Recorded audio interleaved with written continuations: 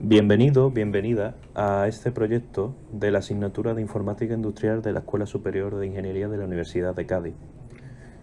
En este proyecto que hemos desarrollado Luis Bernal Rodríguez, Javier Domínguez Menacho y un servidor, Alejandro Casamichana Moreno, embarcaremos el desarrollo del control de la sala de un museo. Para una correcta organización y desarrollo de la presentación, el proyecto se divide en los siguientes apartados. En un primer lugar, objetivos y alcance del proyecto, para ponernos en contexto con él.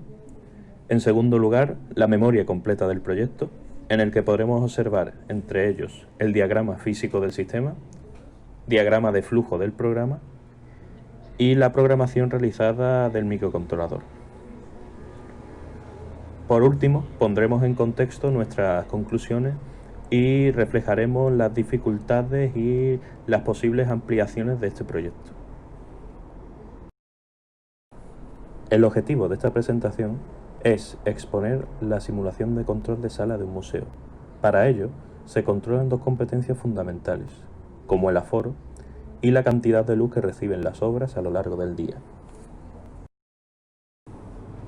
La labor fundamental que debe realizar un museo es dar a conocer, comprender, apreciar y valorar con espíritu crítico, con una actitud abierta y respetuosa, las diferentes manifestaciones culturales y artísticas, utilizarlas como fuente de enriquecimiento y disfrute personal y considerarlas como parte del patrimonio de los pueblos. Para ello, se necesita que la experiencia sea única para el usuario y que no se convierta en una situación estresante por la cantidad de personas que se concentran en una sala por ver una obra. El alcance de esta simulación es el resultado de controlar el aforo de la sala para que no exceda la capacidad y cada usuario pueda disfrutar de la experiencia de manera positiva. Para controlar el aforo en el interior de la sala, se ha decidido por contabilizar el número de personas que entra y sale de la sala. De este modo, se puede obtener el aforo actualizado en todo momento. En el caso que se alcance el aforo máximo permitido, un cartel luminoso se mostrará de color rojo para no permitir la entrada a los visitantes. Y si por el contrario aún no se ha superado el aforo máximo, el cartel luminoso se mostrará de color verde para permitir la entrada de los visitantes. Nos centramos en nuestro segundo objetivo, la iluminación. La iluminación es un factor primordial en un museo. Es el elemento que nos permite disfrutar la obra tal cual es, con todos sus matices cromáticos y formales. La luz debe establecer esta relación armónica entre objeto y espectador, para que las obras puedan apreciarse correctamente. Pero a veces no debe verse solo como algo funcional. Es también un elemento plástico, como la pintura y escultura, capaz de generar emociones y comunicar.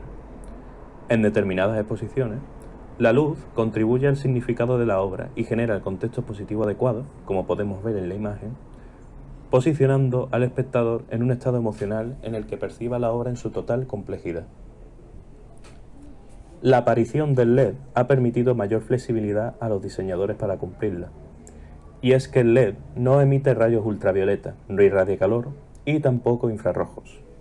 Los proyectores LED que están en el mercado poseen, además, un índice de reproducción cromática superior al 90% y puede evitar los temidos deslumbramientos con pequeños accesorios y otras deformaciones en las obras. El alcance de esta simulación es el resultado de controlar el número de LEDs a encender, en este caso 3, para una correcta iluminación de la obra a lo largo del día según la cantidad de luz que haya en la sala e incida directamente en la obra. Para este control, se ha optado por medir la luz cada cierto periodo de tiempo que hay en la sala del museo, y en función de esta medición de luz se enciende un número mayor o menor de paneles LED. Nuestro proyecto, en general, se limitará a controlar los dos aspectos mencionados, aunque con los datos obtenidos se puede elaborar datos interesantes como por ejemplo el tiempo medio que cada visitante se encuentra en el interior del museo, el gasto energético de la sala, aumentar o disminuir con un teclado numérico el número máximo de aforo. A continuación se realizará una descripción del diagrama físico del sistema y de todos los elementos que componen el mismo. Como se observa en la diapositiva, el microcontrolador utilizado será el modelo LPC 4088 de la marca NXP, y este tendrá un núcleo ARM7. Cabe destacar que este núcleo es de los más usados en microcontroladores y microprocesadores debido a su bajo consumo y bajo costo. Este microcontrolador estará integrado en una placa Olimex y en ella se conectarán los periféricos a utilizar en el control del museo. Entre ellos estarán la pantalla LCD para mostrar en pantalla si la sala está completa o no, el joystick para controlar manualmente la gente que entra y sale de la sala, los 4 sensores LED, estos estarán encendidos o apagados en función de la luz existente en la sala, y el sensor LDR para la evaluación de la luz de la sala. Además, se conectará en una computadora para poder realizar el control del museo. Para el control del sistema se hará uso de un entorno integrado de desarrollo IDE. Un IDE es una aplicación para el ordenador personal que sirve para facilitar la creación de programas. Estos pueden ser programas que se ejecuten en el ordenador o programas dirigidos a un sistema externo. En este caso serán dirigidos al microcontrolador LPC 4088 ya comentado anteriormente. Un IDE suele incorporar las siguientes funciones: gestor de proyectos, editor de ficheros fuentes, ensamblador, compilador y enlazador, y el depurador. En cuanto al gestor de proyectos, gracias a él la creación de un proyecto puede llevarse a cabo fácilmente mediante los asistentes menús y ventanas interactivas que proporciona. El editor de ficheros fuentes es un editor de texto que incluye funciones específicas para el manejo de ficheros fuente en ensamblador, en lenguaje C o en cualquier otro lenguaje soportado por el IDE. Son los programas encargados de traducir los ficheros fuente a código ejecutable. El ensamblador sirve para traducir a código ejecutable los ficheros fuente lenguaje ensamblador. El compilador sirve para traducir a código ejecutable los ficheros fuente de lenguajes tal como C o C++. El enlazador realiza la unión de varios fragmentos de códigos generados separadamente por el ensamblador y el compilador, o procedente de bibliotecas de código externas en un único programa ejecutable. Y por último, el depurador es un programa que puede controlar la ejecución de otros programas. En este proyecto, el IDE a utilizar será el Microvision. Este sirve para programar y ejecutar programas en lenguaje C para el microcontrolador LPC 4088, que es el que se va a utilizar en este caso, como ya se comentó anteriormente. Además, es importante saber que para que el depurador de Microvision que se ejecuta en el PC pueda llevar a cabo la programación y depuración del programa en el microcontrolador, debe existir un medio de comunicación que permita a éste acceder a los recursos internos del microcontrolador. En este caso, dicho acceso se realiza a través de la interfaz JTAG y será necesario usar un adaptador USB JTAG para poder conectarse al PC vía USB. Una vez descrito el diagrama físico del sistema, se procederá a comentar el diagrama de flujo del mismo. El diagrama en cuestión es el mostrado en diapositiva. En primer lugar, se incluirán las bibliotecas correspondientes en el programa, además de los prototipos de las funciones a utilizar. Una vez hecho esto, se declararán en el main todas las variables necesarias y se configurarán los periféricos en los canales correspondientes al temporizador, las interrupciones y los conversores ADC. Posteriormente se abrirá un bucle while, donde se incluirá todo el proceso de control. Es necesario incluirlo en el mismo, ya que queremos que haga el proceso cada cierto intervalo de tiempo, que se realizará mediante interrupciones. En caso de no incluirlo dentro del while, el proceso solo se realizará una vez. El proceso en cuestión será el siguiente. En el momento en el que se detecte a una persona, puede ocurrir dos cosas: o entra o sale. En el caso de que alguien entre, se aumenta el aforo, y en caso de salir, se disminuirá. Cuando el aforo del museo se haya completado, se mostrará en pantalla un mensaje de aforo completo en rojo, mientras que cuando no lo esté, se mostrará un mensaje de aforo incompleto en verde. Posteriormente, cada cierto tiempo, mediante una interrupción, se procederá a evaluar la luz de la sala. Hay 4 posibles casos: que los 4 LEDs estén encendidos, que 3 estén encendidos y 1 apagado, que 2 estén encendidos y otros 2 apagados, y por último, que todos estén apagados. Esta evaluación se hará cada cierto tiempo, por lo que también se deberá incluir en el bucle while. Una vez hecho todo lo anterior, se cerrará el bucle while.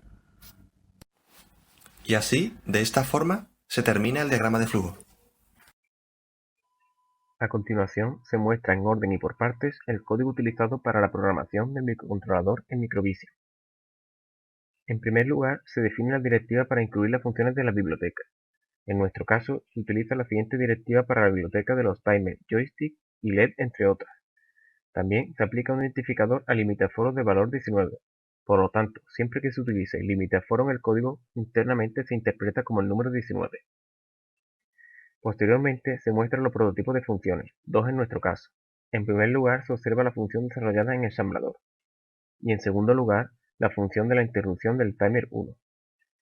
También se muestra la declaración de dos variables globales, iluminancia y tensión.